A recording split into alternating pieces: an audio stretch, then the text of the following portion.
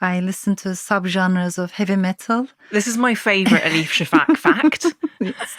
I usually love Scandinavian. I like metalcore, death metal, melodic death metal, industrial metal I love a lot. Your second failure is your failure to enjoy silence. Tell us about this. Yes, I've made zero progress on this. I made progress on some issues in life, but not on this one. I can't write when there's, too much silence around me. I become very uncomfortable.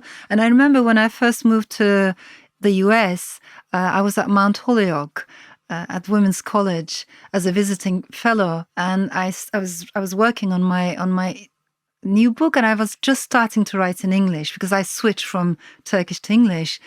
And the scholars who introduced me to the campus, they said, "You're going to love it here. It's so quiet. You can hear the swish of your hair as you walk, in the snow and silence." And I was terrified.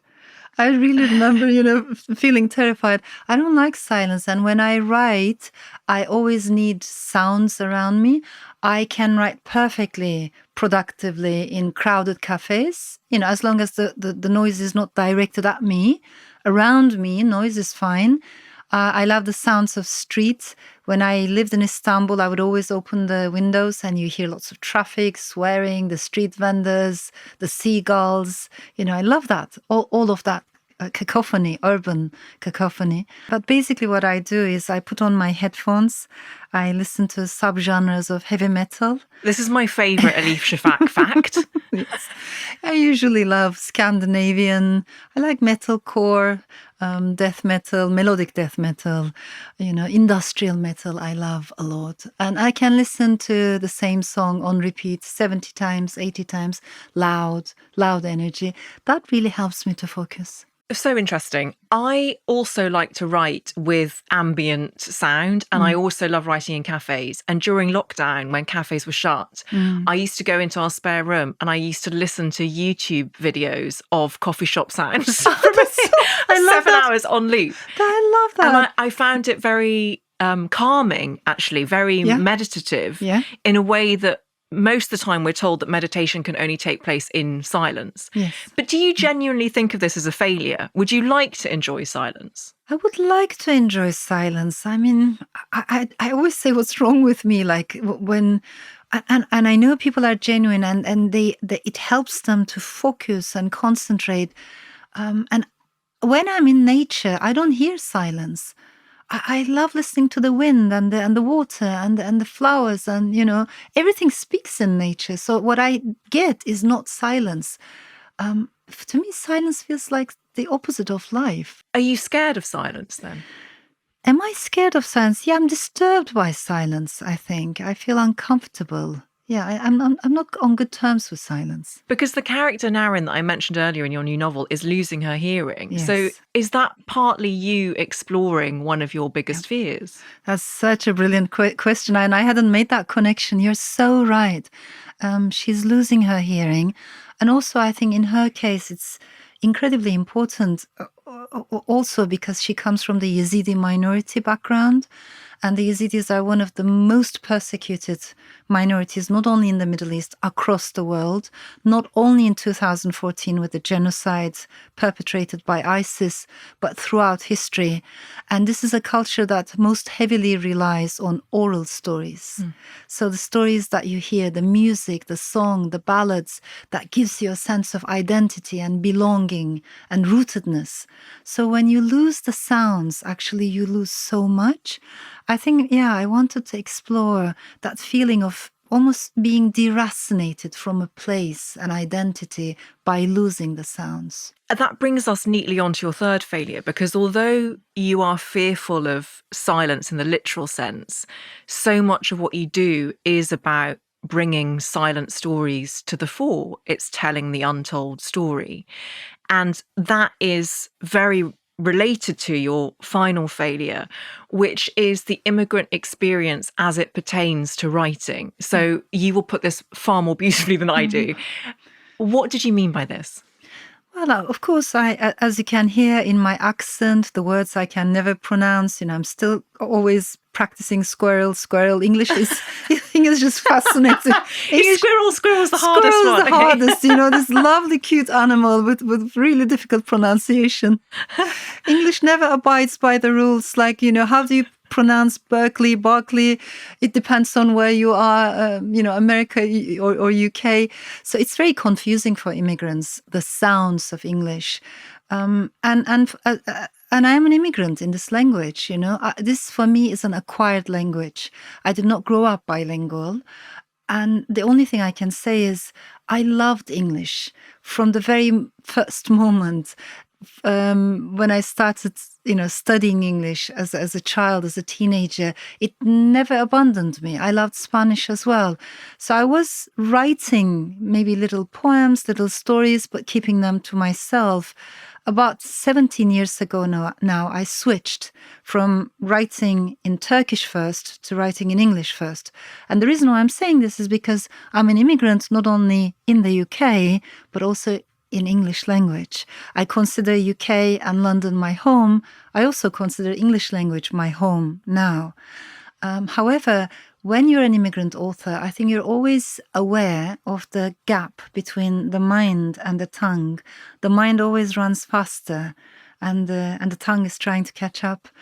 You want to crack better jokes, but you quite can't. There's a slice of void between what you want to say and what you're able to say. And that can be very intimidating. If we manage not to be intimidated by that, it can also be very inspiring because it urges you to pay more attention to nuances. And I think it was Salman Rushdie, if I'm not mistaken, who said, if you want to understand a culture better, you need to pay attention to those words that can't be translated immediately from one language to another. I like that. What are the words that I can't translate, bring with me? All I'm trying to say is I think the immigrant experience always has an element of resilience, of course, but also failure, an element of maybe renewal, but also melancholy. And that's also okay. That's part of the experience. It's a very fractured experience. Does that mean when you read back your work or when you come to writing the end of a novel that you've written in English, you are so aware of the imperfections, of the failures within that work because you feel that you might not have expressed something appropriately? It's crazy. I mean, I can keep on editing forever, but there comes a moment when you have to say, okay, the story needs to be out. The story needs to be born, and you have to respect, because there comes a moment after which books belong to their readers. Otherwise, I think many writers are like that. We're just obsessed with imperfections. What I can tell you is over the years, I realized if my writing has more melancholy, sorrow, longing, I find these things much easier to express in Turkish still. And when it comes to humor, which I love, I adore humor. I think humor is the oxygen we need in life, to be able to laugh at ourselves, not in a cruel way, in a compassionate way. So when it comes to humor, satire, irony, I think I find it much, much easier in English. There has been this process in Turkey over the last few years where the language of Turkey has been purged from outside influences. So vocabulary taken from Europe, Persia and Armenia, there's been a sort of loss of words. How does that affect you? The Turkish language is very interesting. Grammatically, it's so different than English language. Actually, the linguistic family is closer to Finnish, Hungarian, and Turkish. Wow. Yeah, absolutely. And it's based on agglutination in the sense that it's like a train. You keep adding suffixes. So with one word, I can say the translation of one word in Turkish can be 6-7 words in English, just because I've added more suffixes and played with the subject and object. So it's a completely different grammar, which can be fascinating. However, when it comes to the vocabulary, I think our vocabulary has shrunk. As you know, this was a multi-ethnic, multilingual, multi-religious empire, the Ottoman Empire. So within the language, there were words coming from Arabic, Persian, Armenian, Ladino, Greek. It was a mixture of, and Turkish, of course. When many of those words were taken out, for instance, I can say red in Turkish, I can say yellow in Turkish, but the shades in between, they used to come from Persian. And I, as a writer, I long for those shades. I long for those nuances. This is a very polarized subject in Turkey, controversial subject in Turkey. And I don't like that polarization because depending on whether you are modern or conservative or liberal or conservative, it's almost as if you use, old words or new words. But I want to use all the words, both the new ones and the old ones, because we need nuances. So language for me is a passion. And when you speak English, when you say chutzpah or when you say kısmet, nobody says, wait a minute, the first word is from Hebrew and the second word is from Arabic. Nobody says that. I like that. They're both part of the English language organically. I think languages are like rivers and words live longer than us, and we need to respect their lifespan.